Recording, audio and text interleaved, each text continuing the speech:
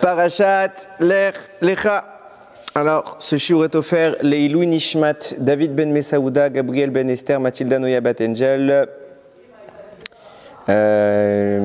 Marcel Tremblay, Mathieu et Jean-Guy Colline, Gisèle Bélan, et pour la Refoua Shelema du Rav Eliaou ben Eliane, Zari bat Fibi, Charlotte Sarah bat Sarah, pour une bonne santé à Hana bat Aziza, et un Zivougagoun Vetor Jenny bat Etol, Michael ben Chantal, Yehuda ben Levana, et encore et toujours pour les dépouilles de Bezrat Hashem, les dépouilles de nos frères qui ne sont pas encore rentrés à la maison.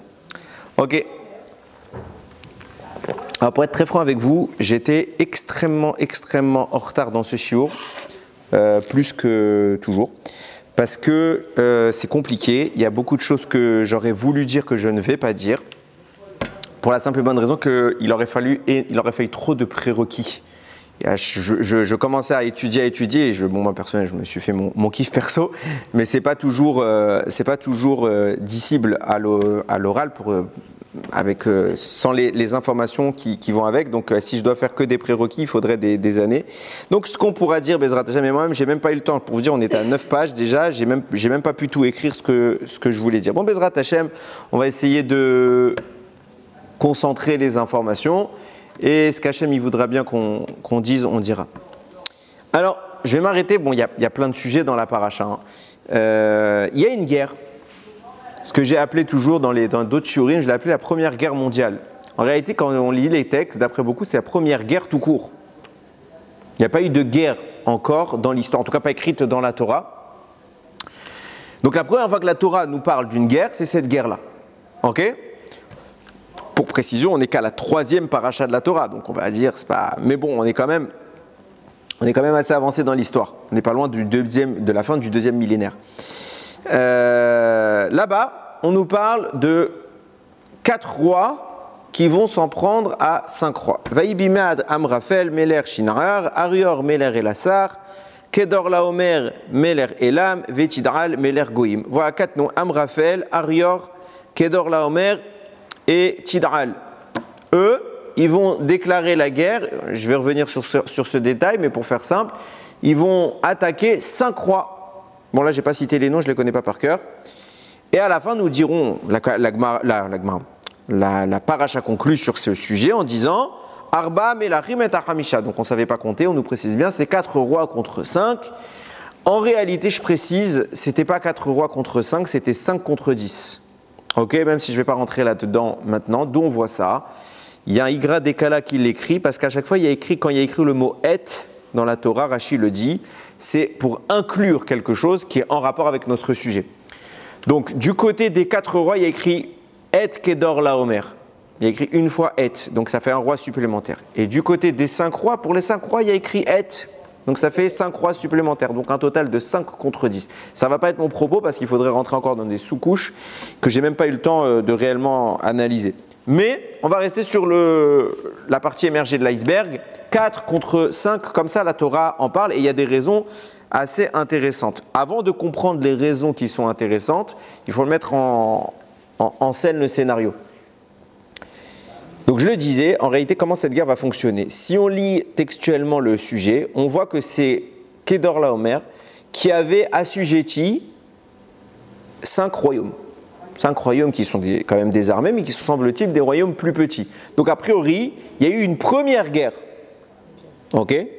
Une première guerre dans laquelle les forces alliées des 4 rois ont réussi à soumettre les 5 autres rois. Suite à quoi? 12 ans plus tard, ils vont être soumis. Au bout de 12 ans plus tard, ils en ont marre. 13e année, ils commencent à se rebeller.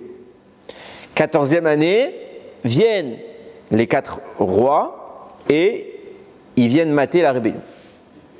Ok, donc là, il y a une guerre, une nouvelle guerre qui éclate. 2e guerre mondiale. Je fais exprès de dire tout ça. C'est volontaire. 2e guerre mondiale, puisque c'est à peu près toutes les grosses nations du moment. Cette guerre-là va permettre la conquête, même si c'était déjà des vassaux, c'était déjà des terrains conquis, ils se sont juste rebellés, mais en tout cas, en matant la rébellion, les 4 armées en question vont dominer définitivement, vont réellement mater la rébellion et ils vont atteindre la ville de Sdom. Là-bas, il y a un monsieur très important, du moins pour notre histoire. C'est qui? Le neveu d'Avraham, qui s'appelle à l'époque Avram. Je rappelle que ce neveu Lot suit Avraham partout. Ils viennent en Israël ensemble. Arrivés en Israël, il y a la famine, ils descendent en Égypte ensemble. Lot ne bronche pas. Et quand on lit les choses concernant Lot, jusque-là, c'est un tzaddik. Il aurait pu dénoncer Avraham, il va rien dire parce qu'il va mentir sur sa femme, entre guillemets, mentir, on a déjà parlé de tout ça. Il va dire que Sarah c'est sa sœur, etc. Vous connaissez l'histoire. Et pour le fait de cette tue, il va être récompensé, c'est pour dire que ce n'est pas quelque chose de simple de se taire. Il y avait une certaine pression et Lot résiste sans problème.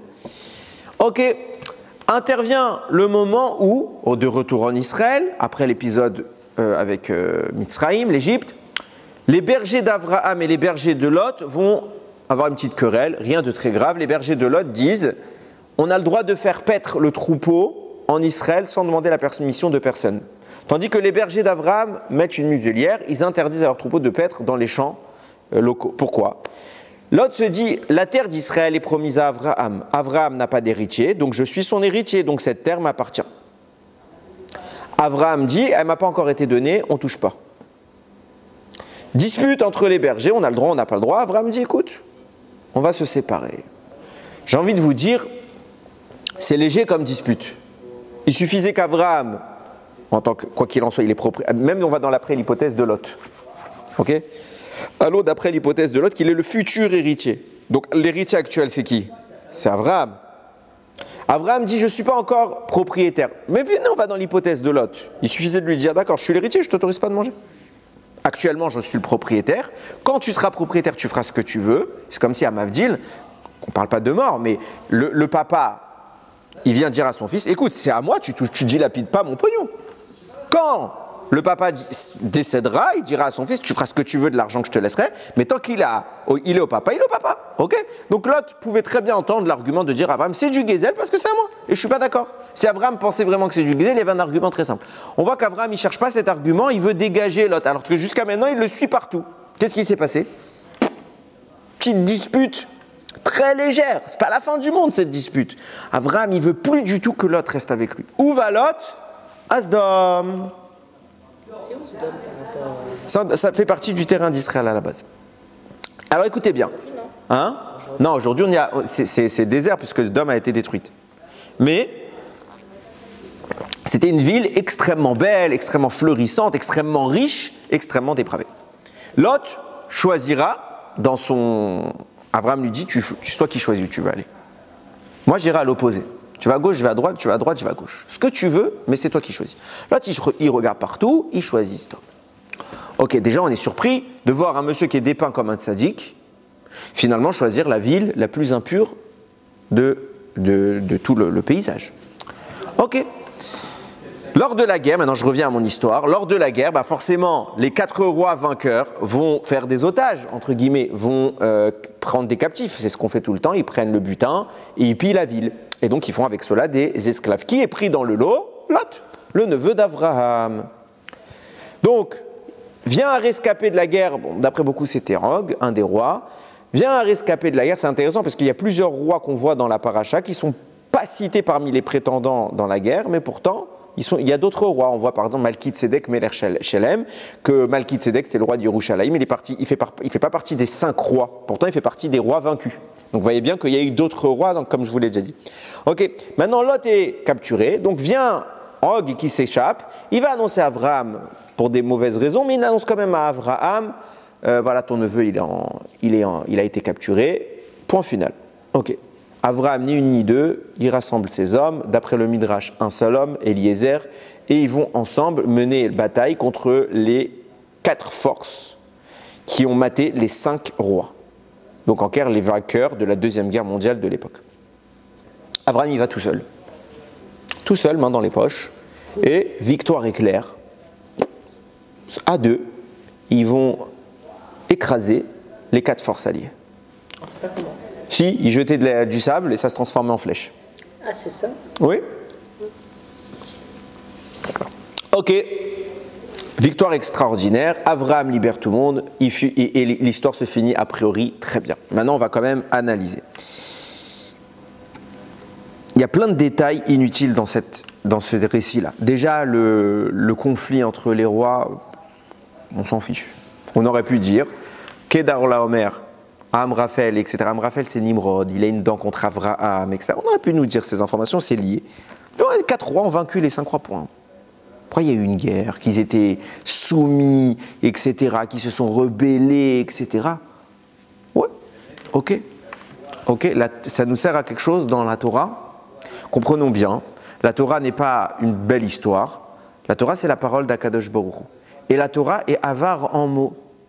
Elle est très radine. Ça veut dire quoi? Chaque mot est pesé, chaque lettre est pesée, chaque nekuda est pesée, chaque ta'am est pesé, tout est pesé. Donc si on nous le raconte, ça a forcément un sens et il faut le comprendre. Le principe général, surtout dans cette paracha, c'est vraiment là qu'on le voit le plus, même si après on le voit beaucoup, mais il y a vraiment une paracha, on le voit énormément, c'est parachat Lech Lecha. C'est Maaseh Avot, Siman Labanim. Les actions vécues par nos pères sont un signe pour les enfants, ça préphase l'avenir. Lech Lecha, c'est la Aliyah, la descente en Égypte. Donc on va aussi également descendre en Égypte. Et puis quand on sera en Israël, il y a eu Avram qui est avec Avimelech qui est roi de Pélishtim. Donc après quand on sera en Israël, il y aura le problème avec les Pélishtim, etc., etc. Et là, il y a également, on va en parler maintenant, la suite de tout ça. Toutes ces guerres dont je parle, elles vont annoncer la suite de l'histoire jusqu'à ce qu'à la fin, il y ait une grosse guerre. Et à la fin, qui va naître de là? Qui va être récupéré? Abraham, le Ham Israël, qui sort vainqueur miraculeusement. Ça annonce la fin des temps. Je vais beaucoup plus détailler Bezrat Hashem. Pour la simple et bonne raison, pourquoi ça se présente de cette manière? Parce que ça ne s'appelle pas pour rien en français. Ça, pour une fois, ils ont fait quelque chose de bien dans les traductions. Ils ont appelé ce livre la Genèse. On dit la Genèse. Ouais, je dis toujours Genèse, défaut de fabrication. Ok. Pourquoi? Parce que c'est exactement ce livre-là, okay, c'est la phase embryonnaire du peuple juif. Comment on en arrive depuis la Briat Haolam, la création du monde, à rétrécir les choses, donc à se distinguer des nations au travers d'un monsieur qui s'appelait Abraham, puis d'une famille au travers d'Israël, Yaakov et les 12 tribus qui vont se distinguer de Ishmaël, qui vont se distinguer de Esav, qui vont descendre en Égypte et qui là-bas vont faire germer 600 000 âmes. C'est comme ça, Shemot intervient l'histoire du peuple juif. Jusqu'à maintenant, c'était la gestation. Okay, donc de même que quand, dans la phase embryonnaire, on conçoit que l'enfant, il est réellement dans son potentiel génétique qui contient toutes les informations, et maintenant qu'est-ce que va être la suite du développement de l'enfant, aussi bien dans la phase fœtale, aussi bien dans la phase où il va naître bébé, nourrisson, adolescent, jusqu'à qu'il devienne personne adulte, ça va simplement être l'expression de tous les détails codés dans son ADN. Et bien c'est ça Bereshit. C'est le code génétique du peuple juif, et donc il contient toute l'information. Et l'histoire qui vient à partir de Shemot, je dis bien à partir de Shemot, Adayom, et jusqu'à la fin du monde, c'est l'expression de ce qu'il y avait écrit là-dedans. Donc chaque détail compte. S'il y a un livre où chaque détail compte, je te parle pour comprendre, pour avoir les clés de compréhension de l'histoire, c'est Bereshit. Le reste aussi, mais un peu moins, puisque plus le temps passe, plus on est déjà dans un développement, donc il y a moins de sources. Okay, donc on va essayer un petit peu de comprendre qu'est-ce qui se passe. Les Chachamim vont dans le Midrash, et ce n'est pas un Midrash pas connu, c'est un Midrash très connu que tous les sages reprennent, vont faire une analogie entre les 4 rois vainqueurs et les 4 exils de l'histoire. Donc, Amraphel va représenter Babel, Arior, le deuxième roi, va représenter Antiochus, c'est marrant comment ça s'est fait, c'est pas dans l'ordre. Elam va représenter Parasumadai, et le dernier Tidal va représenter Édom, l'exil dans lequel on est. Il y a 4 exils, donc je rappelle Babel, dans l'ordre cette fois, parce que là c'est pas dans l'ordre. Babel, la Perse, après les Grecs et après Rome. Rome c'est l'Occident et qui se poursuit jusqu'à maintenant. Ça c'est les 4 grands exils de l'histoire. Le Midrash poursuit, donc une fois qu'on a fait cette analogie, le Midrash poursuit, c'est Rabbi Elazar là-bas qui rajoute, sache que lorsque tu verras les nations se dresser les unes contre les autres, c'est le signe que Mashiach met son pied dans l'histoire. Comme ça s'est fait, quand ça s'est fait pour Abraham, les nations se sont dressées les unes contre les autres. De là a émergé Abraham vainqueur et il a extirpé de la ballotte. On en parlera par la suite, qu'est-ce que ça représente. De même à la fin des temps, le même scénario. Pourquoi? Parce qu'on est dans la phase embryonnaire. C'est à votre Siman Laban. Quand tu vois les nations se lever les unes contre les autres, alors ces guerres-là annoncent l'émergence de Mashiach.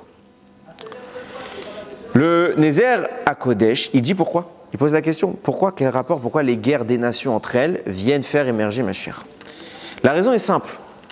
On sait que notre but dans l'exil, c'est toujours de réparer, mais plus précisément d'affranchir les étincelles de Gdusha, les étincelles de l'existence du divin dans ce monde. C'est ce qu'on appelle la Shekhinah, qui est la présence divine en exil. Nous, on a pour charge, depuis la faute d'Adam, mais bien avant en fait, mais toutes les fautes de l'histoire vont nous conférer un rôle, celui de réparer, de faire un tikkun. Et cette réparation consiste à pas à dérober, à restituer ce qui a été volé. Les forces du mal pour exister viennent toujours pomper, absorber la sève d'existence, c'est la Gdusha. Et pour qu'elles puissent se maintenir, elles viennent et elles enrobent, c'est ce qu'on appelle les clipotes. Les clipotes viennent recouvrir les étincelles de vie. Notre travail à nous, c'est toujours de récupérer cela. Naturellement, bien évidemment, on ne voit pas toujours ce qui se passe dans un œil physique. Pourquoi? Parce qu'on est humain. Et quand on voit un ennemi, une nation qui vient se dresser contre l'âme Israël, on ne voit pas la lumière cachée dans tout ça. Mais en réalité, ça traduit, comme on a pu en parler déjà dans les semaines précédentes, ça traduit ce qui se passe là-haut, à savoir que chaque nation, elle a son ange, et les anges, entre eux, ils sont nourris comme ça. Maintenant, on comprend rationnellement, enfin je ne sais pas si c'est très rationnel, c'est plutôt ésotérique, mais on comprend logiquement que les anges veulent garder les sources qui les animent. Donc, quand Israël va en exil pour récupérer, naturellement, ça provoque une répercussion, une réponse en face qui est l'hostilité. Vous voulez prendre des choses desquelles on profite, même si elles sont à vous, on ne veut pas vous les restituer. À Mavdil, même si en vrai c'est pas aussi important, mais ça traduit très bien le propos, on sait que pendant la Shoah, il y a énormément d'œuvres qui ont été spoliées par les nazis. Et ces œuvres sont parfois dans les mains des descendants de ces... Ils ne veulent pas les rendre. Ils présentent que c'était à eux, etc. Ils ne vont jamais dire « j'avoue, mon grand-père, c'était une pourriture et il a volé, tenez, je vous rends ». C'est le même principe, en 1000 fois plus intense, parce que là, on parle dans les sphères d'en haut. La Gdusha que les forces du mal ont réussi à voler, elles ne veulent absolument pas les rendre. Donc, quand nous, on vient dans un pays, et vous remarquerez que le Ham Israël a été confronté à toutes les grandes philosophies de ce monde. À chaque fois qu'il y a eu une idéologie dominante, un pays qui domine, on a été confronté à eux, ils ont essayé de nous éradiquer. C'est pas... Chaque fois qu'ils dominent, pourquoi? Et chaque fois on se trouvait chez eux comme par hasard. C'est pas ils sont venus de l'autre bout du monde pour aller, c'est pas, imaginons, ils sont venus d'Australie pour arriver en France et tuer les Juifs de France. Non. En France, ça se passait, etc. dans chaque pays. Et chaque pays à ce moment-là, il avait cette puissance-là. Pourquoi? Parce que notre rôle, c'était d'aller prendre toutes ces forces-là. Et quand ces forces commencent à émerger, et que nous, on atterrit là-bas, il y a une réaction d'hostilité qui se produit. Les malachim en haut viennent lutter contre nous pour nous empêcher. Comment ils viennent nous empêcher? Il y a plusieurs manières. Soit en nous soumettant, soit en nous tuant, soit en nous empêchant la pratique de la Torah. Qu'est-ce qui se passe quand il y a une guerre? Quand il y a une guerre entre les nations, pas avec nous. Quand les nations sont en guerre, alors elles sont occupées ailleurs. Elles sont occupées ailleurs. Les malachim sont déjà dans un bras de fer dans le ciel. Pourquoi? Les tenants et les aboutissants, je ne les ai pas. On ne les a pas, on n'est pas prophète. Mais il se passe des choses bachavet qui font que l'ange d'un tel, il se dispute avec l'ange d'un tel. Ça traduit une guerre sur terre. Puisqu'il est occupé, il a moins de force pour venir lutter contre nous. Ce qui fait qu'on se trouve à ce moment-là, bien que le monde est dans un état de danger, sur le plan spirituel, on est dans une situation facilitée. C'est-à-dire que puisque le regard est ailleurs, l'attention est attirée ailleurs, et bien nous, nos mitzvot, on peut les faire plus facilement. Et à ce moment-là, on a un peu moins de Yetzer Hara. Pourquoi? Parce que les anges qui viennent nous freinent moins. Et là, on peut faire la razia. On peut commencer à venir récupérer intensivement les nitzotzot en question. Et justement, cette récupération-là permet l'émergence de Mashiach. Donc nous dit le Midrash, quand à la fin des, pas à la fin des temps, quand tu vois généralement qu'il y a des guerres entre les nations, sache que c'est ce qui amène Mashiach. Alors forcément, plus le temps passe et plus qu'on en arrivera aux guerres de la fin des temps, plus on aura cette opportunité d'accélérer. En temps normal, évidemment, il faut bien comprendre. Je ne suis pas en train de dire qu'en temps normal, quand les nations ne sont pas en guerre, on n'est pas en train de récupérer ces étincelles. On le fait au terme d'un bras de fer compliqué. On a un gros etc. Par contre, quand il y a ces guerres, on a une petite fenêtre qui s'ouvre, on doit s'engouffrer dedans. Et donc, forcément, ça accélère la venue du Mashiach. Maintenant, j'en arrive à l'analyse, la petite question qui est très très simple, mais qui m'a beaucoup dérangé. On est en train de nous expliquer qu'il y a 4 rois qui vont mater la rébellion des 5 rois. Donc les agresseurs, c'est a priori les 5 rois. Dans ce conflit-là, il y a eu un premier conflit qui sans doute a fait d'eux des agressés, puisqu'ils ont été dominés par les 4 rois, mais au final, au bout de 14 années, ils se rebellent. Donc là, ils entament, eux, les hostilités. Légitimes, pas légitimes, je m'en fiche. Qui agresse, qui commence la guerre, c'est... Ils sont vaincus. On nous explique, il y a une certaine analogie à faire entre ce que vit Abraham, les guerres d'Abraham et les 4 exils de l'histoire. On nous parle de quoi? Des 4 rois. On comprend le lien avec les 4 rois et 4 exils. C'est quoi les 5 rois? On ne peut pas dire que ces 5 rois, c'est un détail de l'histoire. C'est eux qui enclenchent cette histoire. C'est lui qui allume les braises. Donc tu ne peux pas me dire que pour les besoins du récit, Hachem nous a parlé des 5 rois parce qu'Hachem, il aurait très bien pu dire, très simple, en 1 ou 2 psukim, les 4 rois sont venus dans cette terre, ils ont vaincu la terre, et ils ont fait le butin, ils ont pris Lot, et Avram, deuxième passouk, Avram vient récupérer Lot. On va nous raconter toute l'histoire, ils ont fait une première, une deuxième guerre, vaincus, pas vaincus. On s'en moque. Si la Torah prend le temps de nous parler des 5 rois vaincus, c'est que ces 5 rois ont un rôle. Et Maaser Siman Labanim. Les actions en question doivent témoigner de l'avenir. Puisque cette guerre-là, je ne fais que d'en parler sous le terme de guerre mondiale, et qu'elle connote les 4 exils, les 4 grandes souffrances de l'histoire, c'est quelque chose d'énorme. C'est à peu près l'immense majorité de notre histoire. Parce que l'Égypte, à côté, c'est 210 ans, c'est rien. Là, on parle en millénaire. On parle en millénaire. Tu ne peux pas me dire que cette histoire, elle parle que des 4 rois et le reste, on s'en moque. Qu'est-ce que c'est que ces 5 rois? Et Béhémet, j'ai lu, j'ai cherché, après j'ai pas prétention d'avoir tout lu, j'ai beaucoup de mal, comme je vous dis, à faire ce chiour. Il y a le Midrash juste après, il en parle un peu. Il fait des analogies sur les noms des rois. Viennent là-bas Rabbi Meir et Rabbi Yehoshua ben Korcha, et ils disent, on fait des drachotes, de l'exégèse, sur les noms des rois. Donc le premier c'est Béra, si je me rappelle bien. Béra c'est pour te dire Ben Ra, le fils du mal. Le deuxième c'est Birsha, Ben Racha. C'est pas dur, hein? Ok. Shinav. Ben Shina. Non, quand même pas, il n'y a pas bête, il n'y a pas le bête. Il y a écrit comme ça, il est Shoev Mammon. Il aspire l'argent. Quatrième, Shem Ever. Il y a écrit comment? Il est Poréach ou Mevi Mammon. C'est-à-dire, il fait fleurir le business. Ok? Le dernier, c'est Béla. L'Ivlois, c'est être englouti, parce que ça fait référence à Sdom, que les habitants là-bas, ils vont être engloutis. Ok. Vient le Nézer HaKodesh, il dit, bon, première chose, de toute logique, les noms cités ici, ce n'est pas leur vrai nom. Pourquoi? Parce que ces nations-là, elles ne parlaient pas a priori en hébreu. Donc les noms qu'on a cités ici, c'est des noms hébreux. A priori, c'est des noms d'emprunt que la Torah leur donne pour qualifier leur nature. Donc c'est pour ça que viennent Rabbi Meir et Rabbi Yehoshua, ils vont faire des drachotes pour dire voilà, Ben Ra, Ben Racha. Ok. Bon, tu voulais nous dire que c'était des Rechaïm. Super, tu n'as pas besoin de les baptiser chacun, entre guillemets. Hein. C'est quoi cette histoire? C'est tout ce qu'on nous dit sur eux. Quel rapport avec la prise, le kidnapping de Lot? Sois patiente.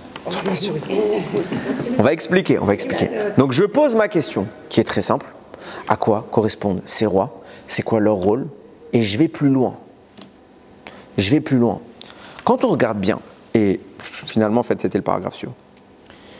Quand on regarde bien, Tous les Chachamim, okay, même le Pshat, tout, disent que l'objectif profond de cette guerre, c'est quoi? C'est Lot.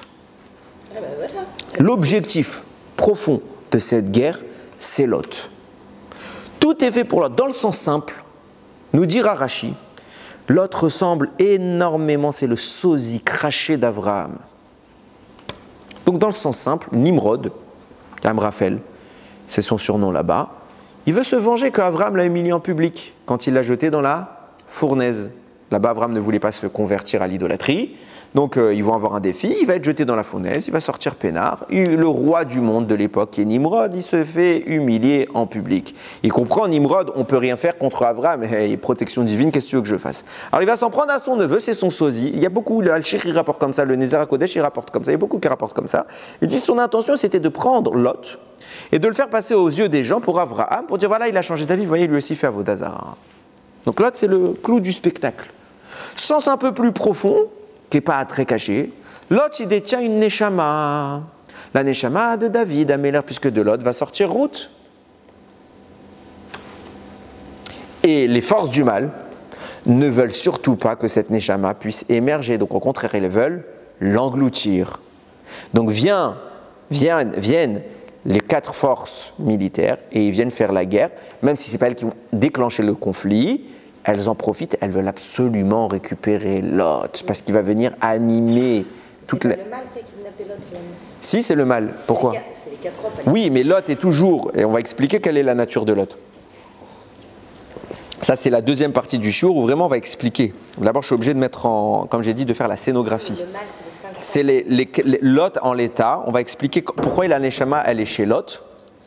Et qu'est-ce qui représente Lot? Et on voit qu'il est, en réalité, c'est une sorte, ce que j'explique depuis tard, c'est ce qu'on appelle des clipotes. Il est complètement prisonnier. Et même cette Neshama-là, en réalité, elle est prisonnière de qui? De Sdom. Et simplement que les autres ont voulu la prendre pour eux. Ça veut dire qu'entre les malachim et les clipotes qu'elle représente, chacun se renvoie la balle. Moi, je veux le trésor. La grande Neshama que tout le monde veut, c'est la Neshama du Mashiach. Ok, pourquoi je cite tout ça? Pour vous dire que où est-ce qu'elle est cette Neshama-là? Le clou de la guerre, c'est quoi? C'est pas dans l'équipe des 4 rois. C'est dans l'équipe des 5 rois. Ceux qu'on ne sait pas de quoi on parle. On ne sait pas ce qu'ils représentent. On nous explique les autres, les forces qui viennent envahir, mais on ne nous explique pas le cœur du spectacle. Sdom! C'est là-bas qu'il y a Lot, c'est là-bas qu'il y a la Neshama de Ruth, c'est là-bas qu'il y a la Neshama de David Améler. Pourquoi elle n'est pas ailleurs si c'est eux les gros méchants? Si c'est eux les gros méchants, à la fin, ma chère, qu'est-ce qu'il vient faire? Il vient mettre à plat tous les exils. Si c'est eux les gros méchants, pourquoi c'est pas nativement chez eux que se trouve la Neshama de Mashiach? Elle est chez les autres.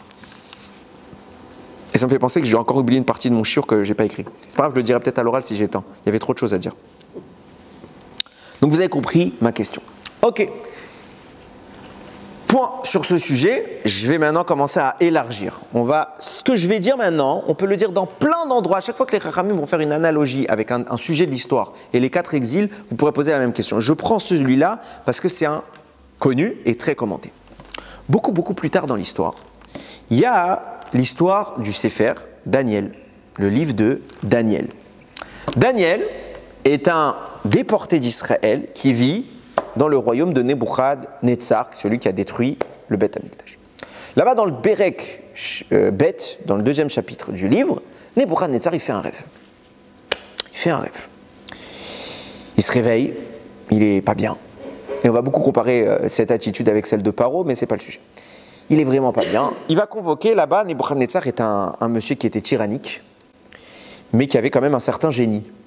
Donc il a su, à chaque fois qu'il a conquis du terrain, il prenait l'élite intellectuelle, l'élite scientifique, l'élite des sorciers, toutes les élites de chaque sujet. Il dit, vous allez être dans ma cour royale et vous serez mes conseillers de première catégorie. Comme ça, j'ai la chorma de ce monde, allez chez moi. Comme ça, je suis bien conseillé. Ok. Donc il fait son rêve, il vient réunir toutes ses troupes. Il leur dit, voilà, Rabotai, j'ai fait un rêve qui me préoccupe au plus haut degré. Alerte générale, j'ai besoin que quelqu'un m'explique le sens profond de ce rêve. Bien sûr, mon roi, dites-nous le rêve, et on va vous expliquer, on a toute la science qui nous permet d'analyser les rêves. Il fait, ouais, ok. Sauf que moi, rien ne me dit que vous n'êtes pas des charlatans. Vous pouvez me donner toutes les explications du monde, je ne sais pas si c'est vrai ou si ce n'est pas vrai. Donc je veux que vous me prouviez que vous n'êtes pas des charlatans. lui disent, écoutez, j'ai un doctorat en explication de rêve. L'autre, il lui dit, écoute, moi je suis professionnel de la magie, je vois tout ce qui se passe dans les âges. Ok, c'est des paroles pour moi. Je veux que tu me prouves ton efficacité. Comment? Je ne vais pas vous dire le rêve. Je ne vous dis pas mon rêve. Vous devez me donner mon rêve, sans que je vous le dise, par votre science. Et ce sera le signe pour moi que vous n'êtes pas des charlatans. Et une fois que je saurai que vous n'êtes pas des charlatans, je vous croirai dans l'explication, puisqu'en effet, vous êtes le seul sur Terre qui connaît mon rêve, c'est moi. Ah, ils sont tous pas bien. Personne n'y arrive. Il leur dit, écoute, je vous laisse pas beaucoup de temps, vous n'y arrivez pas, tous à la fournaise. Je vous ai dit, elle est tyrannique. Daniel n'est pas au courant, il n'est pas là. Et Daniel fait partie des conseillers du roi. Il représente l'équipe juive. Donc il arrive, évidemment les sages de l'époque de Nebuchadnezzar n'ont pas réussi.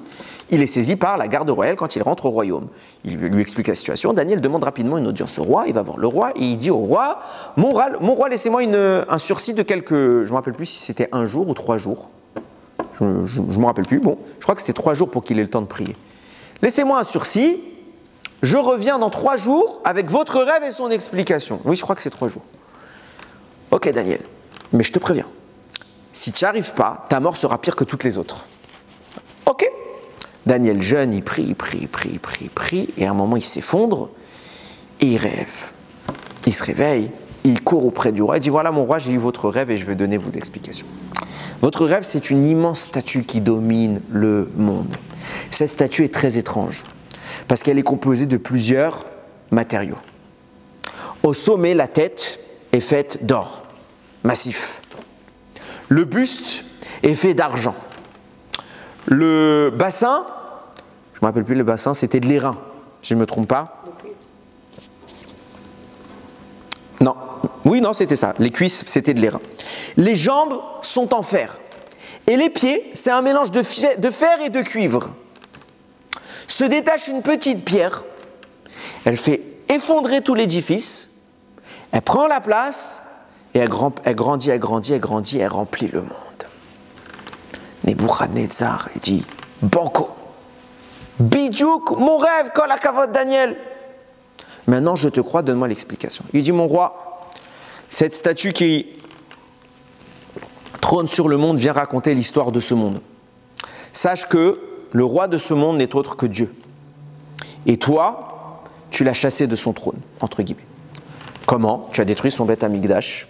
Et puisque maintenant Dieu n'est plus représenté sur terre, parce que les Juifs sont discrets, maintenant ils sont dominés, alors personne ne voit la royauté divine. Et la seule royauté qu'on voit, c'est la tienne.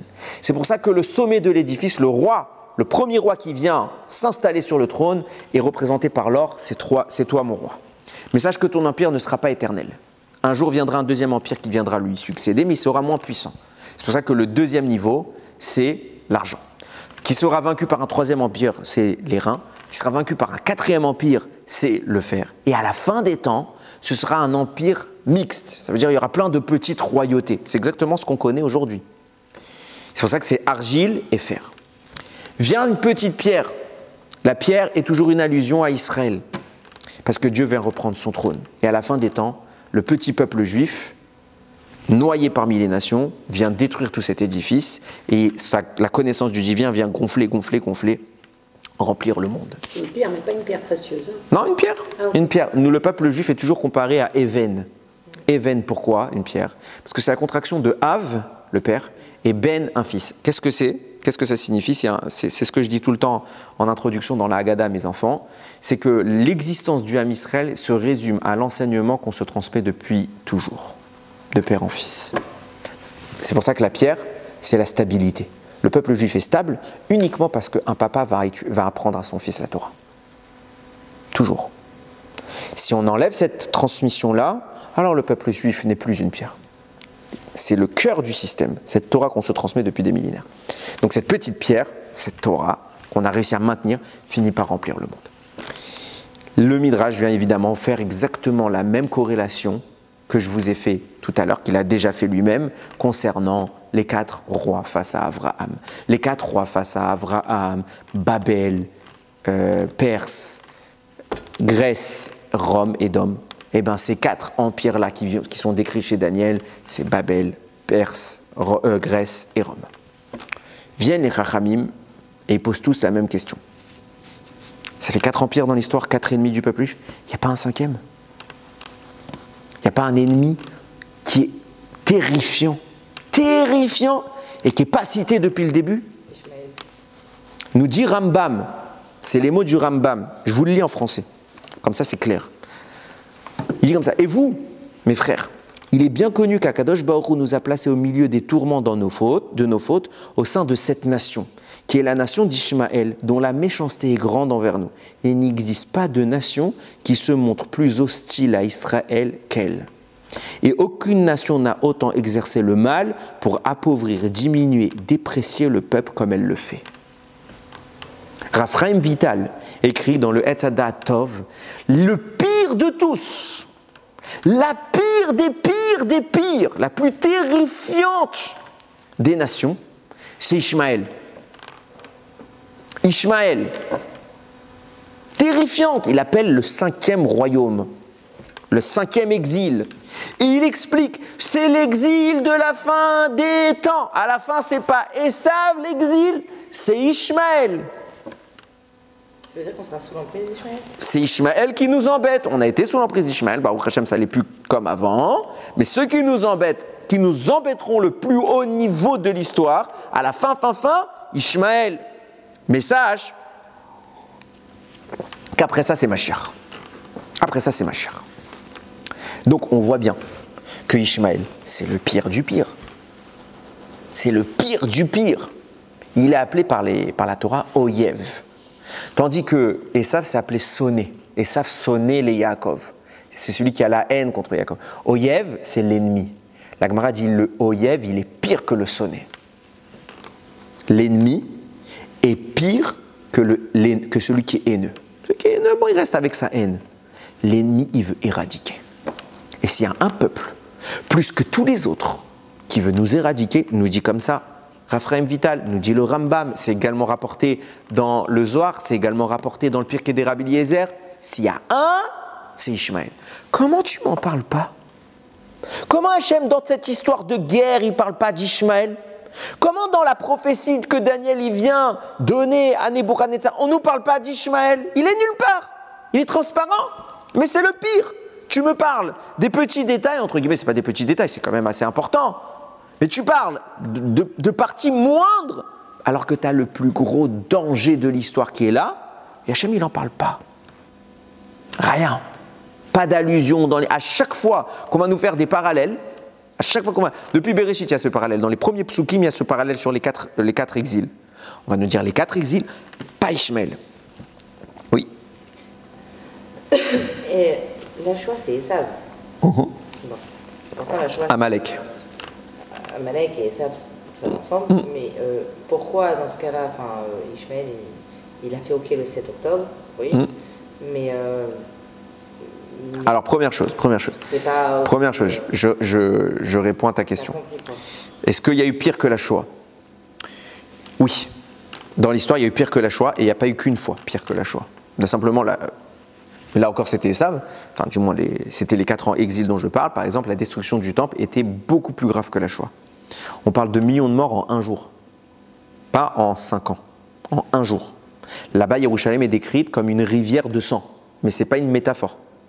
Ce n'est pas une métaphore. Il y a des ruisseaux de sang. Tellement qu'il y a eu une mise à mort. Donc, la Shoah est terrifiante, mais ce n'est pas le pire événement de l'histoire. Première chose. Deuxième chose. Personne dans ce monde ne sait la gravité de tous les assassinats qu'il y a eu dans l'histoire du peuple juif. Par exemple, on sait historiquement, mais même si on ne pourra pas mesurer, les goulags, on sait qu'en Russie, il y a eu, d'après beaucoup d'estimations, c'était pire encore que ce qu'a fait l'Allemagne. Mais il n'y a pas de chiffres. Okay, c'est des estimations. Donc, sache que dans l'histoire, l'abattage, la terreur, le terrorisme contre les juifs, ce n'est pas quelque chose de nouveau. Mais Ishmaël, c'est le pire. Non, c'est pas que les pierres. Ils ont fait des histoires folles, Ishmaël. Il faut savoir qu'il y a eu des mises à mort massives dans toute l'histoire. Maintenant, sache-le, l'ennemi qui va vouloir le plus viscéralement s'en prendre à nous et qui va nous faire le plus de mal, c'est pas mes mots. Oui. Même si on ne peut pas toujours le constater, c'est lui. Donc je pose ma question. Il est où? Ah bah voilà, ok. Il est où? Dans le texte, on ne nous parle que des autres. Il est où? Il y a un deuxième point qui va me permettre d'amorcer la réflexion. Quand on va parler, donc on connaît l'histoire, hein, on sait qu'il y a, bon là on est avec Abraham, il va avoir deux fils, Ishmaël en premier, Yitzhak en deuxième. Ishmaël va être mis de côté, Yitzhak va générer Esav et Yaakov, je dis dans l'ordre des naissances. Esav va être mis de côté. De Esav et de Ishmaël vont naître deux nations, les Ishmaélim et les Bnei Esav. Ok. De façon précise, la Torah, dans les parashiotes où on va parler de ça, donc c'est dans parashat Toldot et dans parashat Vayishlach, là-bas ils vont nous faire les descendants de Esav et de Ishmaël. Et quand on va parler des chefs de ces groupes-là, on ne va pas employer le même mot. On va parler de chefs, mais on ne va pas employer le même mot. Quand on va parler des chefs de Ishmaël, donc dans parashat Toldot, c'est écrit Shnem Asar Nesiim, 12 princes.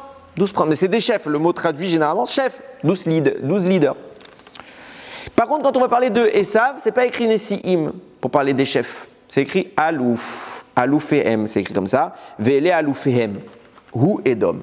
Et voici, c'est Alouf en hébreu moderne, c'est champion, mais là on va parler des chefs, les chefs de famille. Et pourtant, on va avoir la même structure, on va citer les enfants, on va dire voilà, lui c'est le chef de la famille, un tel, et pareil. Pourquoi l'un il est qualifié par Nassi et l'autre par Alouf? Quelle est la différence entre les deux? Et c'est maintenant qu'on commence un petit peu à comprendre. Pour comprendre bien les choses en profondeur, il y a le Maharal de Prague qui vient détailler un peu. Il dit qu'il y a une différence fondamentale entre les empires, je vais parler, les puissances qu'incarne Esav et les puissances qu'incarne Ishmaël. La royauté ne s'appliquera jamais à Ishmaël. La notion de royauté ne peut pas s'appliquer à Ishmaël. La notion de royauté ne peut s'appliquer qu'à ceux qui ont volé la royauté. Parce que je vais expliquer maintenant. Dans les descendants d'Esav, c'est une des rares fois d'ailleurs qui me vient à l'esprit, mais il y a une ellipse temporelle. La Torah, pour la première fois, va parler du futur. C'est-à-dire, elle ne va pas nous parler de ce qui se passe maintenant, elle va nous parler de ce qui va se passer dans très longtemps. Justement, quand on nous parle des enfants d'Esav, là-bas on dit Ve'ele amelachim asher malchu be'eretz Edom. Voici les rois qui ont régné dans la terre d'Édom. Lifne melor melech livne Israël. Avant que ne règne un roi en Israël. Quand est-ce que va régner un roi en Israël? À l'époque de Shaoul. Bien qu'en fait, en réalité, on ne parle pas ici de Shaoul, on parle même de Mashiach. Mais bon, passons, venons, on fait le plus proche. Shaoul, c'est des millénaires plus tard. C'est des siècles et des siècles plus tard. On ne nous a même pas encore parlé qu'il y aura un jour d'un roi à ce moment de l'histoire dans Parashat Vayishlach. On ne sait même pas qu'il y aura un roi encore. Le mot Méler sur Israël n'a pas été appliqué. C'est beaucoup plus tard dans la Torah que Moshe va énoncer les lois afférentes au roi. Donc on ne sait même pas qu'on va avoir un roi.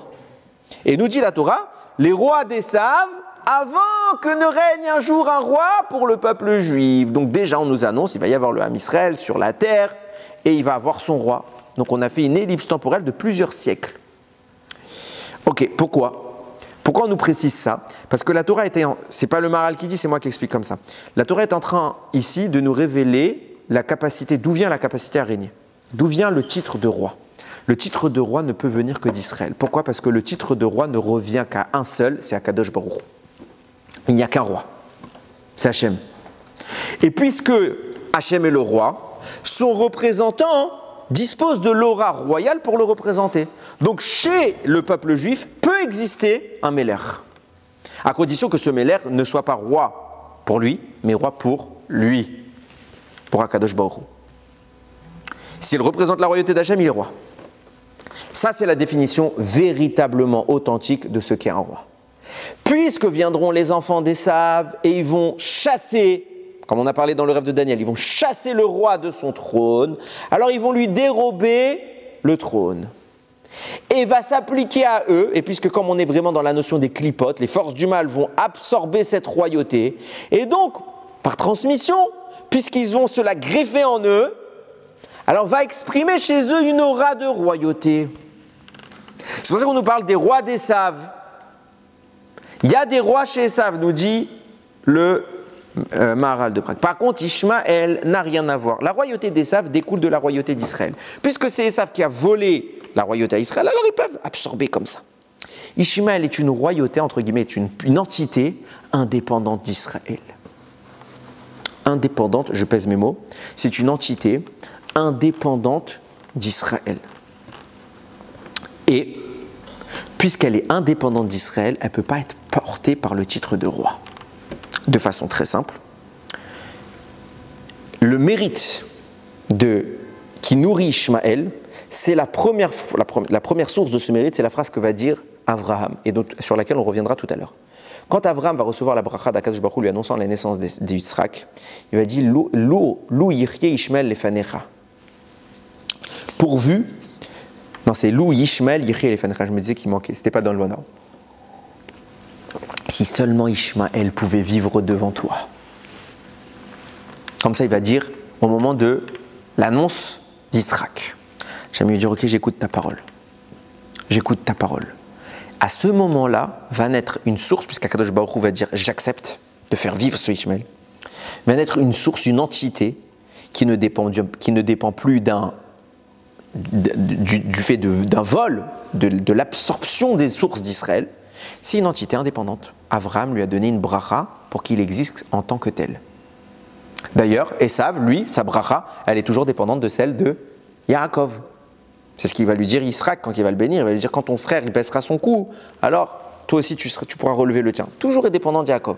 Mais Ishmaël, dépendant de rien. Bracha qu'Akadosh Baruch Hu a accepté de donner à Abraham pour son fils. Hein? Ils existeront toujours. Ah, attends, j'ai pas dit ça. J'ai pas du tout dit ça. Ils ont une source de mérite qu'on va expliquer maintenant. On va essayer d'expliquer. Du coup, puisque leur source elle émane directement d'Abraham, indépendamment de nous, donc c'est les fils du roi. Les fils du roi, c'est des princes. Mais puisque la royauté ne peut venir que de Israël, ils ne pourront jamais être rois. C'est pour ça qu'on les appelle Nassi. Qu'est-ce que c'est qu'un prince? Un roi, il a 5 enfants. Qui sera le futur roi? L'aîné.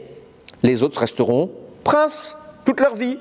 Puisque leur source d'existence, c'est le mérite d'Abraham, qui est le premier roi, alors ils sont appelés princes et ils seront toujours princes. Pas plus. Ils ne pourront pas monter plus haut.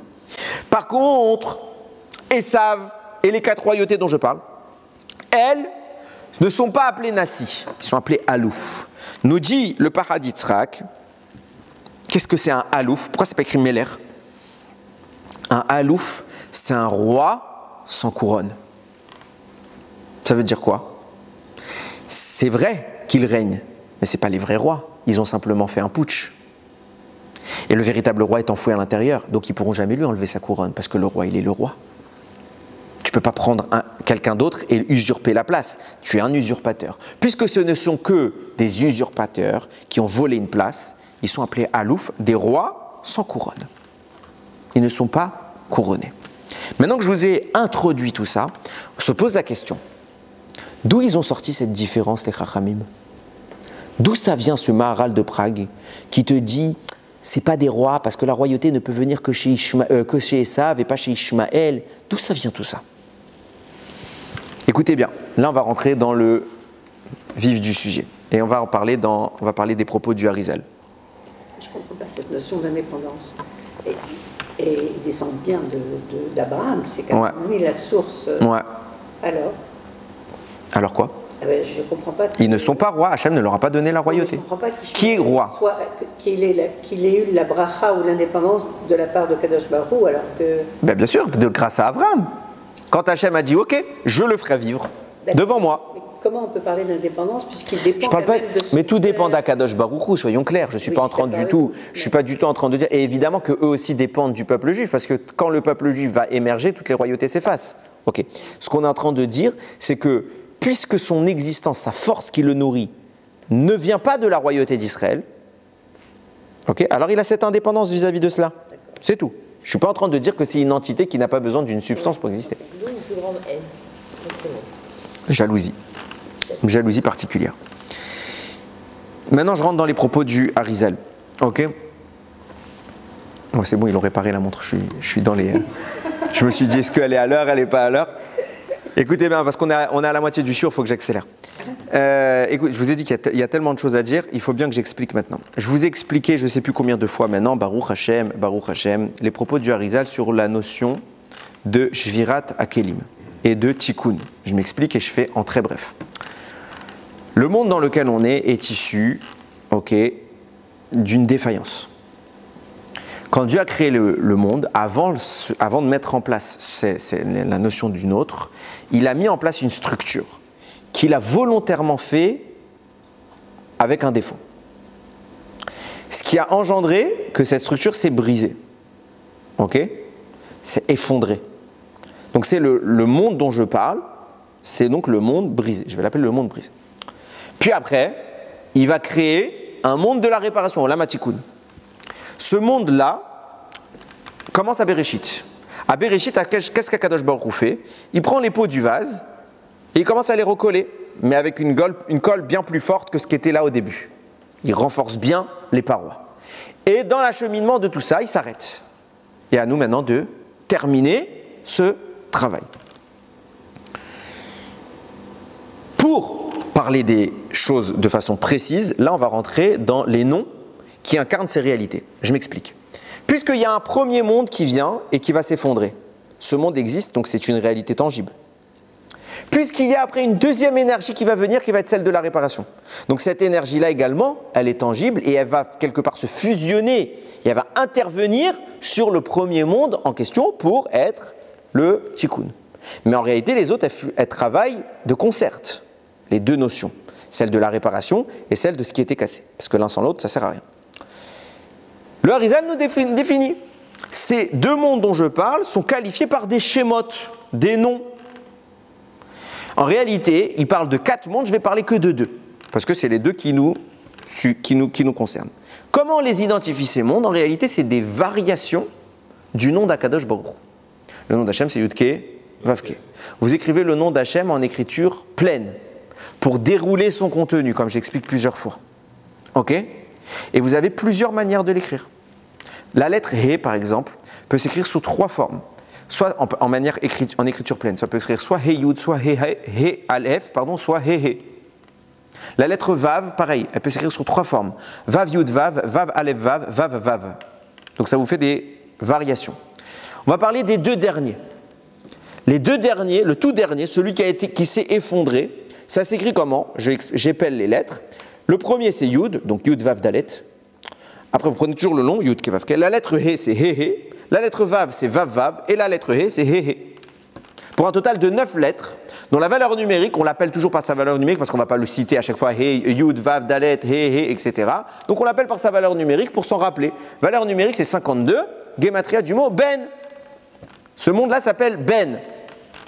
Ok? Les 9 lettres dont je viens de parler.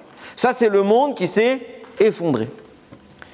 Le monde de la réparation, Olam HaTikun, Akadosh Baruch Hu fait germer une énergie qui va intervenir sur ces débris pour les consolider. Ce monde-là, il s'écrit comment? C'est la Havaya de Alafin. Ça veut dire quoi? Vous écrivez à chaque fois, toutes les fois que vous avez un choix, vous mettez un Aleph. Donc Yud, Yud, Vav, Dalet, He, He, Aleph, Vav, Vav, Aleph, Vav, et le He, He, Aleph encore. Là, encore une fois, on ne va pas l'appeler comme ça parce que c'est difficile à chaque fois de l'épeler. On va l'appeler par sa valeur numérique qui s'appelle Ma. Même He, valeur numérique 45. C'est intéressant de noter que cette valeur numérique, c'est la valeur numérique du mot Adam. Parce que qui vient réparer? Qui vient terminer la réparation? Adam. Donc puisque Ma, ce nom-là d'Akadosh Baruch Hu est celui qui répare quoi? Ce monde brisé. Alors Adam, il va avoir une gematria de 45 parce que c'est son travail. Ok? Je suis clair jusque-là, vous me suivez? Ok. Mais pourquoi le tikkun, il a moins de... Enfin, il est moins en numérique que Ben? Je peux pas te répondre maintenant. Ah, la valeur numérique, c'est autre chose. C'est pas très grave. Ouais. C'est pas très grave. Ce que je croyais que tu avais posé, c'est le nombre de lettres. Mais c'est compliqué. Même à ta question, il y a une réponse, mais je peux pas. Pour une autre fois. Il faut même que je la révise parce que je l'ai plus en tête, mais je l'ai lu. Ok. Maintenant que vous avez compris cela, notre travail à nous, donc, Adam, Ma, c'est d'intervenir sur Ben. D'ailleurs, vous remarquerez, c'est intéressant, que quand Ma intervient sur Ben, donc quand la notion de réparation intervient, donc vous cumulez Ma et Ben, ça fait Gematria du mot Zman, le temps. C'est pour ça que Bereshit. Bereshit, c'est le début du temps. Au commencement. Quand il y a un commencement, ça veut dire qu'il y a une activation du temps, de la temporalité. Donc quand vous combinez les deux notions, la temporalité commence à émerger dans le monde. Ok, ça c'était la petite parenthèse pour la culture générale de chacun. Ok, maintenant ce qui se passe, c'est que vient nous dire le Harizal. Dans ce que je viens de vous décrire, on prend le monde qui s'appelle Ben, que nous, on doit réparer, qui s'est effondré. Il est composé de 9 lettres. Il y a les lettres principales, Yud, Ke, Vav, Ke, et il y a les lettres cachées, qui sont les 5 autres lettres. Donc vous avez une confrontation de 4 lettres en rapport avec 5 lettres. Vous suivez jusque-là, vous commencez à dessiner dans votre esprit cette notion. Maintenant, il faut que je détaille beaucoup plus pour que ça ait du sens, parce que ce n'est pas dès qu'on a trouvé 4 et 5 que ça veut dire quelque chose. Le Harizal explique. Puisque Ben, 9 lettres, c'est le monde qui a failli, qui s'est effondré. S'il y a défaut, il y a source du mal. Parce que s'il n'y a pas de mal, il n'y a pas de défaut. Le mal, c'est le défaut. Pour réparer ce monde-là, il faut donc enlever son défaut. Donc notre travail, c'est l'extraction du mal. Vient Ma'a, Adam, et il vient travailler, enlever tout ce qui fait l'instabilité de ce monde qui s'appelle Ben. Ce qui veut dire qu'il y a la notion de, une fois que quand je fais un tri, okay, j'ai des groupes comme ça, j'ai des seaux, et je veux trier à l'intérieur tout ce qui est bien. J'ai un seau, et je mets d'un côté tout ce qui est bon, et d'un côté ce qui est mauvais. Et au final, toute la lignée de seaux que j'aurai va se diviser en 2 lignées. Celle qui est réparée positivement et celle qui sont tous les débris, les déchets que je ne veux pas garder dans ma structure. Donc le monde dont je parle va se distinguer en côté positif, côté négatif. Plus on va avancer, plus Akadosh Baruch Hu, j'ai dit dans Bereshit, il va s'occuper lui-même d'une réparation. Donc il va avoir des notions qui vont être plus réparées que d'autres, et donc les autres qui ne sont pas bien réparées, elles sont beaucoup plus faibles, beaucoup plus dépendantes. Les 4 lettres qu'on appelle le shoresh, Yud, Ke, Vav, Ke, viennent incarner les notions les plus abouties. Les 4 lettres cachées, elles sont dépendantes, elles sont accrochées. S'il n'y avait pas les shorashim, les sources des 4 lettres dont je parle, les lettres cachées ne sont pas là. À quoi elles sont affiliées? Aux 4 sources d'en haut. Donc on a 4 sources en haut et 5 sources qui viennent essayer de grappiller, de se maintenir grâce aux sources supérieures. Le travail de Adam et donc par la suite de Avraham, Yitzhak et Yaakov va venir intervenir sur ces notions et dégager toutes les imperfections. Ok? Ça, c'est le travail positif. En face de ça, il va y avoir toutes les imperfections qui vont éclore. Donc l'existence de ces 9 lettres en positif existe maintenant en négatif par le travail dont je parle. Il va donc y avoir 4 lettres qui vont incarner une source du mal qui vient du côté le plus robuste, et 5 lettres qui vont incarner une source du mal qui vient du côté le plus fébrile. Ok? Les 5 lettres sont assujetties aux 4 lettres. Plus que ça. Nous disait tout à l'heure le Midrash, Rashi le rapporte, Lot est le sosie d'Avraham. Lot, il suit Avraham partout, c'est un tzaddik, il fait tout bien, et puis du jour au lendemain, il pète un câble. Il pète un câble, il devient fou, voleur, dépravé. Il va faire un sieste avec ses filles. Alors, vous allez me dire, ouais, mais elles lui ont fait boire, il n'était pas au courant. La première fois, il n'était pas au courant, la deuxième, Rashi, il prouve qu'elle était au courant. Il était consentant. Il est dingue.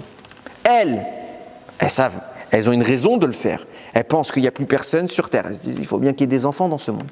Lui, il sait que c'est pas vrai. Il ne leur dit pas, il y va. Comment tu passes du neveu d'Avraham qui se tait en Égypte, qui couvre son nom, qui va l'aider, etc., à pourriture pareille? Qu'est-ce qui s'est passé? Et c'est quoi cette histoire de ressemblance au point qu'on dit c'est les mêmes traits? Au point que Nimrod, il veut prendre Lot pour faire croire que c'est Avraham. Les gens, ils ne vont pas voir que c'est pas Lot, que c'est Lot et pas Avraham. Non, ils ne vont pas voir. Pourquoi? Nous dit le Harizal, Lot, c'est les forces du mal agrippées dans le dos d'Avraham qui viennent en permanence exister grâce à son énergie. Toujours les clipotes viennent essayer d'absorber de la lumière. Et jusqu'à maintenant, tout va bien. Pourquoi? Parce qu'Avraham est en dehors d'Eretz Israël. Et quoi qu'il fasse, aussi tzaddik qu'il soit, ses actions nourrissent les forces du mal. Même si elles nourrissent les forces du bien. Mais le mal a une part dans ça. Et tout va bien. Du coup, Lot, il a une force. Donc il est très content. Il ne fait pas de dispute avec Avraham. Il est nourri par Avraham. Donc il fait tout comme Avraham pour venir manger. Il fait vraiment tout ce qu'Avraham lui demande pour pouvoir rester à côté de lui. Et grâce à ça, tout le travail d'Avraham de séparation des 2 lignées des 9 lettres, il profite au côté positif comme au côté négatif, parce que Lot, il absorbe la Gdusha, et donc Lot, il vient nourrir les 4 lettres principales, qui elles ensuite viennent nourrir les 5 lettres cachées. Donc pas de guerre, shalom. Le mal a sa bouffe, il est heureux. C'est surtout qu'en fait, ils cherchent à devenir bien, en fait. Non, ils ne cherchent pas à devenir bien. Un vrai vampire. Ils veulent exister, ce qu'on appelle des morts vivants. Oui, mais ça veut dire qu'il veut exister en faisant le bien. Non, il ne veut pas exister en faisant le bien. Il faisait le mal, mais il n'est pas encore. C'est du mal qui est caché. Je veux dire, c'est un hypocrite. Devant Abraham, il fait bonne figure. Mais en réalité, c'est un rachat. Preuve en est, la Shekhinah ne parle pas à Abraham tant qu'il y a Lot. Et c'est une des raisons pour lesquelles Abraham va le dégager. Maintenant, qu'est-ce qui se passe? Changement de paradigme. Lech lecha. Pourquoi Hachem lui dit va vivre en Israël? Parce que tant que tu es en Chutz Laaretz, avis à tous les exilés, quand tu es en Chutz Laaretz, même si tu es un tzaddik, tu nourris. C'est normal. Les chefs là-bas, c'est les anges locaux, et ils prennent leur part. Avant de monter dans le ciel, ta mitzvah, elle passe par eux. Ta tfila, elle passe par eux. Toujours, ils prennent leur part. Donc tu les nourris. Abraham, Akadosh Baruch Hu, il voit qu'Abraham est devenu assez grand, maintenant en puissance. Il faut qu'il évolue encore plus. Il ne peut plus évoluer en Chutz Laaretz, donc va en Eretz Israël pour avoir une ma'ala supérieure. Et là-bas, la Gdusha, elle est tellement grande. Je ne vais pas rentrer dans les détails d'éthique qu'on appelle Zivug Panim Bepanim, pour ceux qui comprennent à Mevin Yavin. Okay? À ce moment-là, Abraham est imprégné de ce qu'on appelle Mochin de Gadlut. Ça veut dire, bon, on va appeler une source supplémentaire, on va dire, ok, qui vont repousser une Mochin des Katnout, qui est la source de bassesse, de la petitesse. Abraham va devenir grand. Et là, c'est tellement grand, c'est tellement puissant, que Lot, il ne peut plus prendre sa subsistance. Il est chassé naturellement par l'aura énorme qui imbibe Abraham. Et là, il paraît de Namé Alay. Abraham lui dit, tu vas devoir te séparer de moi. Mais Alay, il dit le Harizal, de sur moi. Pourquoi? Comme une charge que j'avais sur le dos. Tu venais pomper toute mon énergie, tu étais Alay, maintenant dégage, tu peux plus. Subitement, qu'est-ce qui se passe? Jusqu'à maintenant, l'autre, quand on va en Égypte, ça dit, avant de venir ici à Abraham, tout va bien. Il veut voler.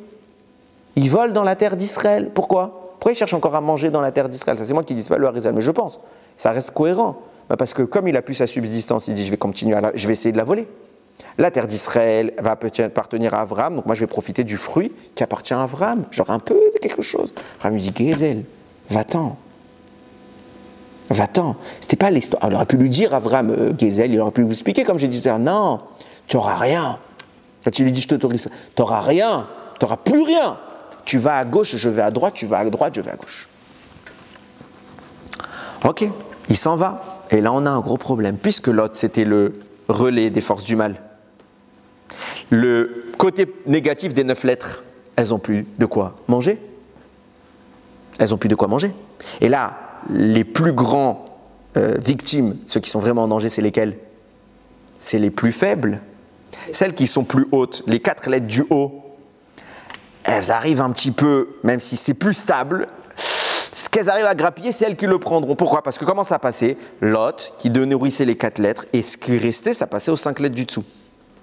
Donc quand il y a un petit peu à manger, c'est pour qui? C'est pour celui qui est au sommet de la chaîne alimentaire, les 4 lettres.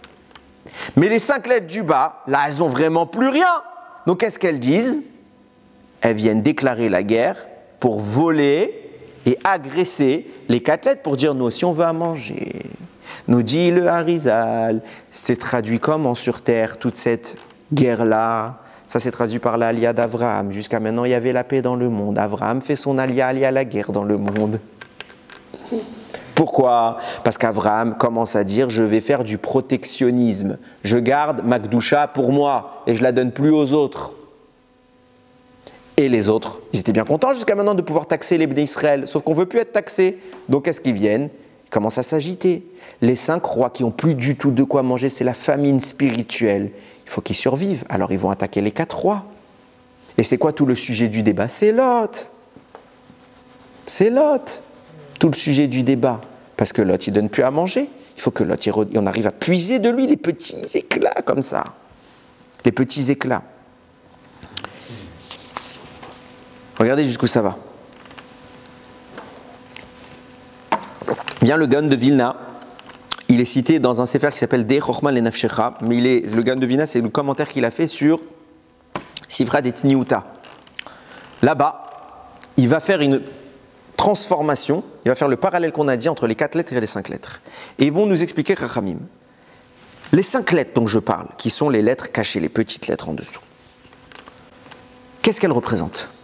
Elle représente ce qu'on appelait le milouï, ça veut dire les lettres cachées.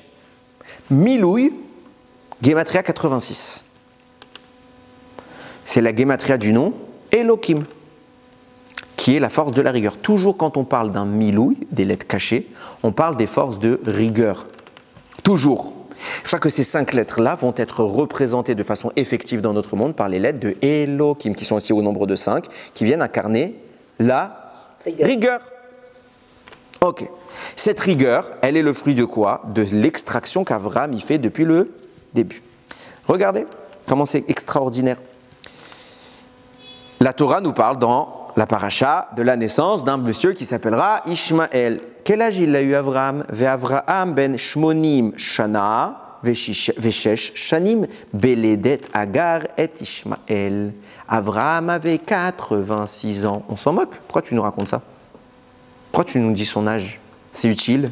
Non. Alors peut-être pour calculer l'âge d'Ishmaël, aussi, ça aussi on s'en moque. Il y avait pas, ça nous apporte rien, à part 2-3 cultures générales. Viens nous dire le Igradé Kala. Pourquoi Kadosh Baruch Hu nous a insisté l'âge d'Avraham pour Yitzhak, etc. On en a besoin pour faire les calculs des dates, etc., de l'histoire. Ishmaël, on aurait pu s'en passer, c'est pas notre sujet.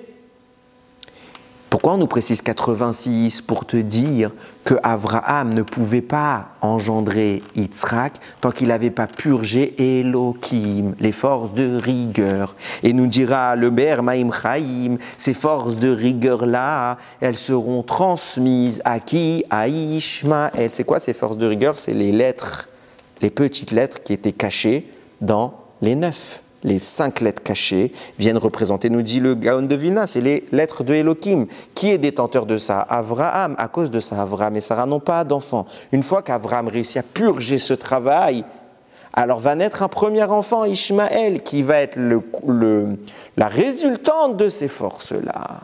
Les 5 petites lettres, pardon 5, il faut compter, les 5 petites lettres dont je parle, qui incarnent les 5 royautés dont je vous parle, viennent s'exprimer chez un monsieur qui s'appelle Ishmaël.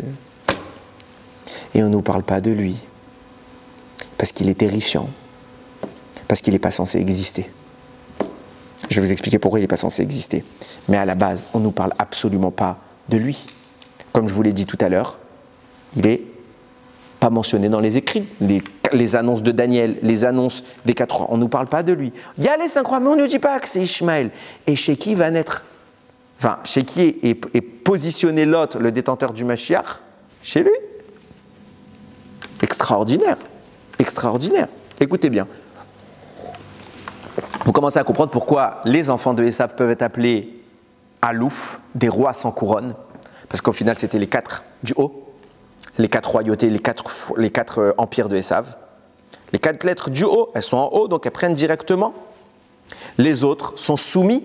Vous comprenez pourquoi les 4 rois sont plus forts que les 5 rois? Parce que les 5 rois sont dépendants des 4 rois pour exister. Les 4 lettres dominent les 5 lettres. Tout le shefa, toute l'abondance provient de ça. C'est pour ça qu'ils sont vaincus. Et pourtant, et c'est pour ça aussi, bien sûr, que eux, ce sont des Nessim et l'autre des Aloufim. J'ai bien expliqué là-dessus. Et pourtant, nous dit le Pirkei des Rabbi Eliezer, à la fin des temps, quand Ishmaël va commencer à faire le balagan, il va réussir à dominer Édom. Je ne comprends pas, c'est pas cohérent. Puisque Ishmaël, c'est les lettres cachées, qui dépendent des 4 premières lettres, que ça c'est eux Édom. Alors c'est pour ça qu'ils ont perdu. Qu'est-ce qui fait que Ishmaël va pouvoir exister alors et vaincre, et terrifier le monde, et être la pire de toutes les opposantes à Israël?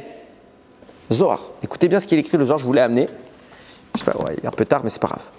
Je vous ai dit, je pourrais pas tout vous dire, on dira ce qu'on dira. Là, il y a Rabbi Chia, Rabbi aussi, pardon, je pourrais vous dire, il parle avec Rabbi Chia. Ok. Rabbi aussi, il parle avec Rabbi Chia, il dit comme ça.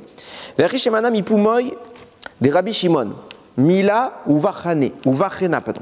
Voici les paroles que j'ai entendues de Rabbi Shimon Bar Yochai, et ces paroles m'ont fait pleurer. Comme je vous le dis depuis tout à l'heure, normalement, Ishmaël est quelque part, il est inexistant, il n'est pas mentionné, mais il est terrifiant, donc il a une force énorme parce qu'elle vient d'Avraham. Voici les paroles qui m'ont fait que Rabbi Shimon Bar Yochai a pleuré. Vai al aou zimna, malheur à ce moment, des begin de Sarah it akevat, puisque Sarah a été empêchée d'enfanter pendant toutes ces années, Ktiv, va tomer Sarai el Avram vechoulé.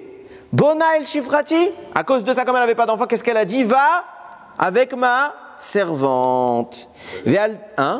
Avec Agar.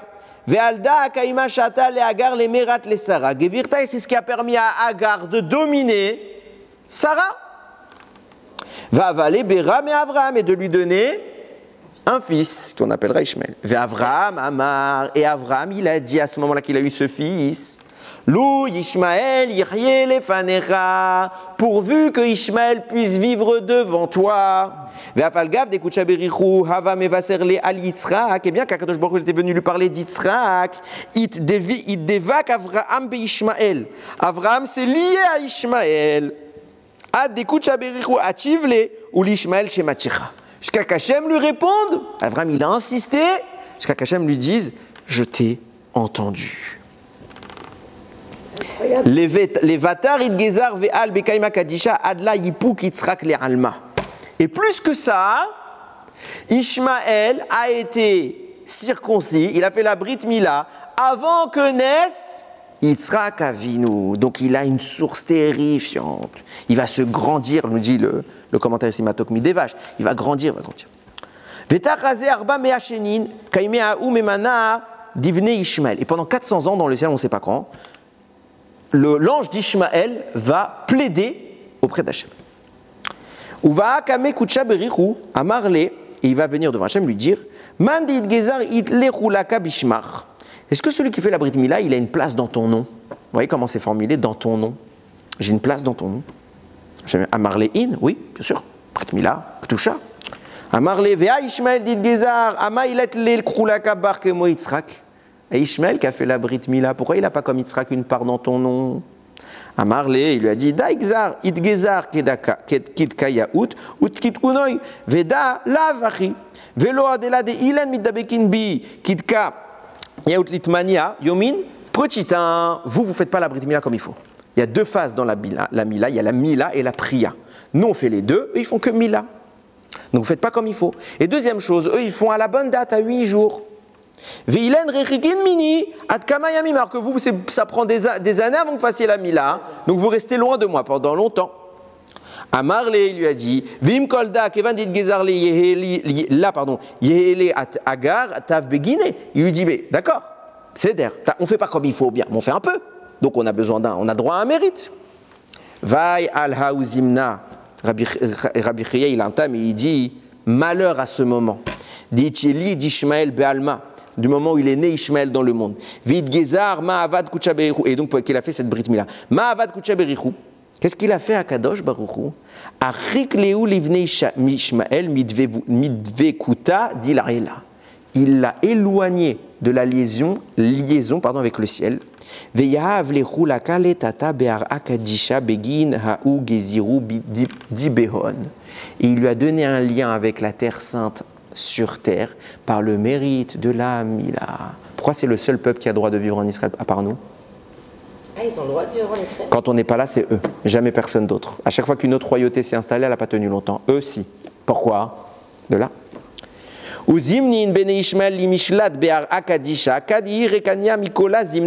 Et à chaque fois que cette terre sera vide, Ishmaël y régnera. Pourquoi? Puisque même eux, leur Mila, elle est vide, alors ils régneront sur ce qui est vide, parce qu'ils ne font pas le complément de la Mila.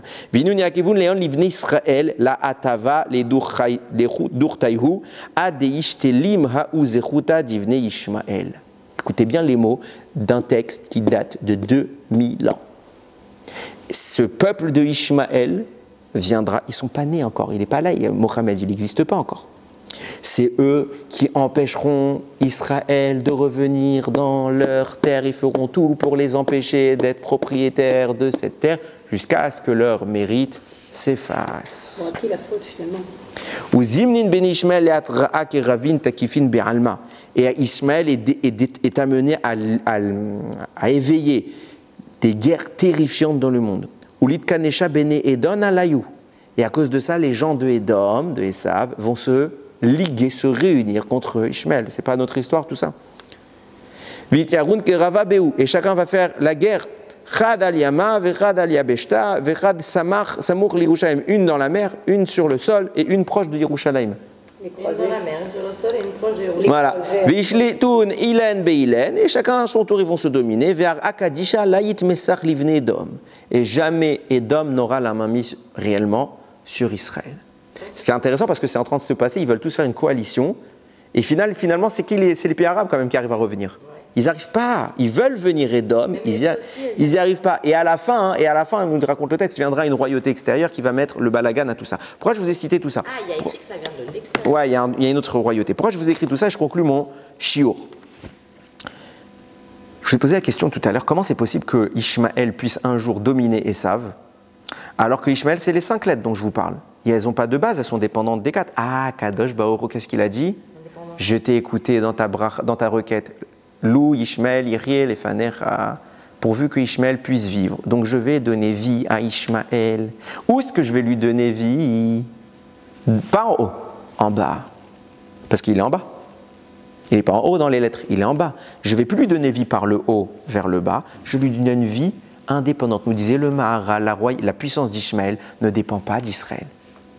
Ils ont un mérite qui s'appelle Mila, Gematria, 86 avec le Kollel, Elohim. Tout s'explique, tout rentre dans... Et il y a plein d'autres Gematria que j'aurais pu vous sortir. Je ne parle même pas de Moshe Rabbeinu qui est caché là-dedans. Je ne parle même pas du Rambam et de Rambam qui sont cachés dans tout ce que je suis en train de vous dire, etc. etc. Comme par hasard, Ramban et Ramban s'appellent Moshe, etc., etc. Pour vous dire quoi?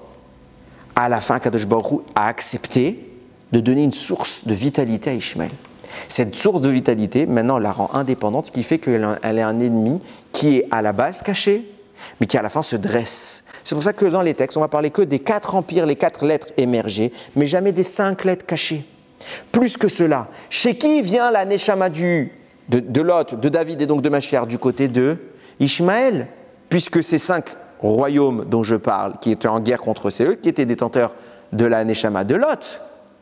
Or, nous dit Rachamim, il y aura 2 Mashiach, ça j'ai pas écrit dans le shiur. Il y aura 2 Mashiach à la fin des temps, Mashiach ben Yosef, Mashiach ben David. Mashiach ben Yosef s'occupe de Esav, Mashiach ben David s'occupe de Ishmaël. Pourquoi l'autre il est du côté des 5 rois à la base? Parce que c'est là-bas que tout se joue. Et je termine par 2 détails importants. Viens nous dire le Igra des Kala.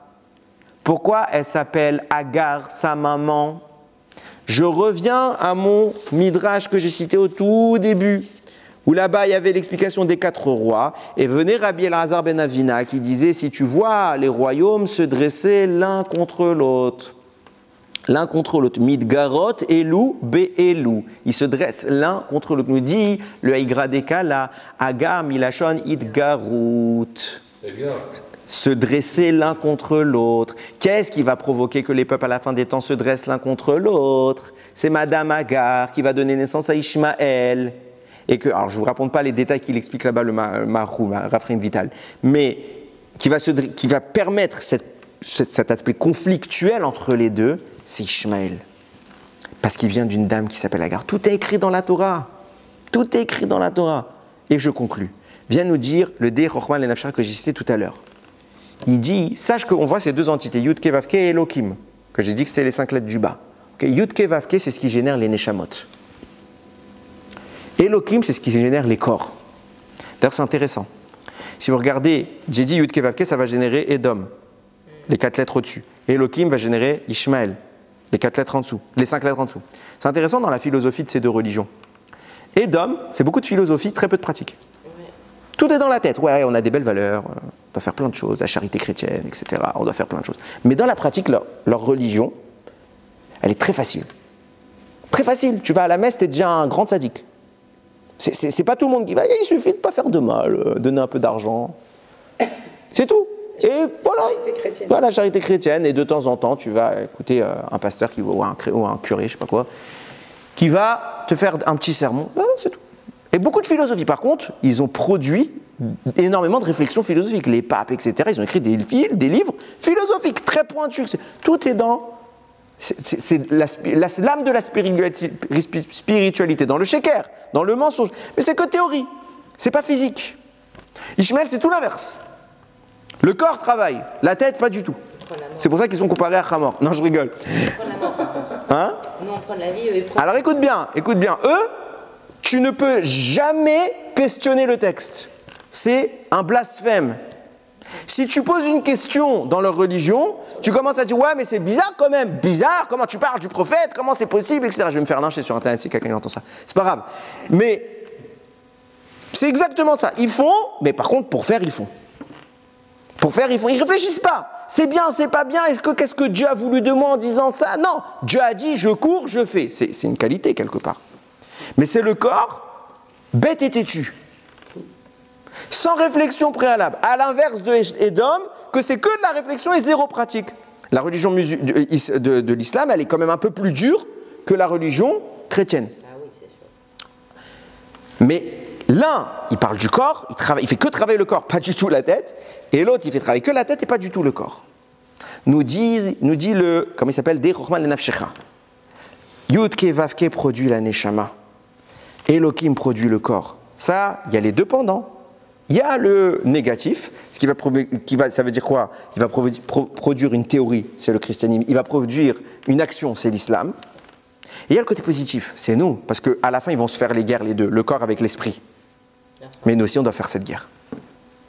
Comme je vous disais tout à l'heure, il y a les 9 lettres qu'Abraham purifie, et il y a les 9 lettres qui sont le produit de tous les déchets qu'Abraham balance. Maintenant, ce qu'on vient d'expliquer, c'est que dans la théorie de ces deux religions, de ces deux nations, Yudke, Vavke et Elohim, produisent ces deux gens. Maintenant, dans le côté positif, qu'est-ce qu'elles doivent produire? Elles doivent produire la même chose, mais en une seule unité. La tête, l'esprit, Yudke, Vavke, l'âme, qui vient dominer un corps, qui sait pourquoi il travaille, qui a une raison d'agir, qui n'est pas bête. Bien sûr qu'on doit servir à Kadosh Baruch Hu parfois sans comprendre, mais le but de toute la Torah, c'est de comprendre. On ne doit pas faire pour comprendre, on ne doit pas faire que si on a compris. Mais la grandeur de notre Torah, la grandeur de notre pratique, c'est de se rapprocher d'Hachem et de comprendre au plus ce que lui veut. Et quand on fait ça, quand j'assujettis mon corps à mon âme, alors quoi? Puisque mon âme travaille au travail de mon corps, au travers de mon corps, donc c'est plus qu'une théorie, c'est une théorie qui devient pratique. Alors je détruis la théorie de Esav. Et puisque mon corps est soumis à mon âme, donc à la compréhension, à la conscience, alors je détruis les forces de Ishmaël. Notre guerre à nous, pour la rendre concrète et la rendre victorieuse, c'est ça. Quand je prends la Torah, je cherche Akadosh Baruch Hu. Mon corps va courir après Akadosh Baruch Hu. Comment mon corps court après Akadosh Baruch Hu? Quand par mes actions, je cherche Hachem. Je cherche à comprendre Hachem. Je cherche à aimer Hachem. Quand mon âme, un neshama, va dominer Yudke Vavke, dominer Elohim, à la fin, qu'est-ce qui se passe? Vient Avraham, après la Première Guerre mondiale, après la Deuxième Guerre mondiale, vient Avraham et il libère Lot, qui est le Mashiach. Ishmaël va provoquer des guerres, c'est le 5e exil le plus dangereux de tous. Ils vont se faire la guerre entre eux. Génial, les malachim sont occupés ailleurs. Faites travailler votre tête pour qu'elle ordonne à votre corps d'aller chercher toutes les étincelles. C'est le moment le plus facile, le plus propice, c'est ça. À condition qu'on cherche à Kadosh Baruch Hu. Comment? Torah, Torah, Torah, Torah. Rien que Torah.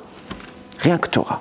Toute notre vie, c'est axé sur la Torah. J'arrive plus personnellement à analyser n'importe quel événement sans penser à la Torah. Alors parfois c'est en bien, parfois c'est en mal, mais non, j'arrête à rien du tout. Simplement le fait que tu lises toute la journée, tu lis, chaque détail te rend un gendarme qui analyse tout. Le vent souffle, t'imagines, il y a un malheur qui vient de pousser, qui vient pousser le vent parce qu'il a reçu un shefad d'Akadosh Baruch Hu, c'est merveilleux. Merveilleux. Un fruit, tu te rends compte c'est quoi ce fruit? Quelle bracha tu vas faire quand tu fais une bracha sur ce fruit? Tous les mondes que tu es en train d'agencer, ce qui est en train de monter, ce qui est en train de descendre, ce que tu es en train d'ingurgiter, il se passe trop de choses. La haine des nations, tu te dis mais je sais d'où ça vient. Pourquoi ils nous aiment pas? Je sais d'où ça vient. Je sais d'où ça vient. Pourquoi il y a des guerres dans le monde? Je sais d'où ça vient. Pas dans les détails. Mais je sais, mais j'y pense, je peux pas. Quand j'entends un goy, un représentant goy parler, je cherche pas à comprendre lui. Lui, c'est qu'un corps. Je cherche à me dire, Ribono, Shalom, pourquoi le président de tel pays, il fait comme ça, il fait comme ça? C'est ça qui m'intéresse. Pourquoi tu as fait qu'il fasse comme ça? Parce que tout vient de là-haut. On ne doit voir qu'au crible de la Torah. Et quand on voit au crible de la Torah, on commence à voir le monde très différemment.